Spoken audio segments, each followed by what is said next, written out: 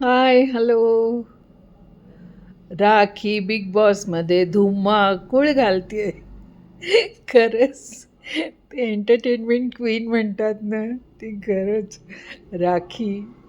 राखी काय करेल आणि काय नाही, तिचा पत्ता नसतो खरंच. हां, तर आज सुरुवातीला काय झालं, आज सुरुवातीला रेशन मिळण्यासाठी टास्क झालं आणि त्या टास्कमध्ये 2 ग्रुप होते आणि त्यांनी काहीतरी कॅल्क्युलेशन करून तेवढे ते बॉल कॅल्क्युलेशनवाले आणायचे होते. ते दोघांनीही केलं नाही. त्यामुळे त्यांना गोल्ड मिळायच्या ऐवजी ब्रॉन्झ मिळालं. मग ब्रॉन्झ म्हणजे कमी रेशन आणि त्यांना खाली झोपायचं त्यांना. म्हणजे बेडवर नाही झोपायचं. त्या लोकांनी सगळ्यांनी खाली झोपायचं. तर असं झालं, तर आता सगळे खाली झोपणार आहे. पण राखीला काही खाली झोपायला खूप त्रास होत होता.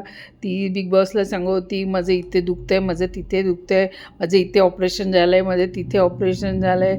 बिग बॉस तुम्ही काय करता?" हे ते. शेवटी तन्वीला तिची दया येते आणि तन्वी बिग बॉसना रिक्वेस्ट करते, की राखीला तुम्ही बेडवर झोपायची परवानगी द्यावी आणि मग बिग बॉस परवानगी देतात.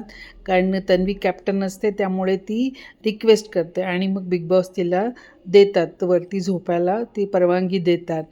पण नंतर काय होतं, की अशीच तन्वी एकदा राखीच्या शेजारी बसलेली असते.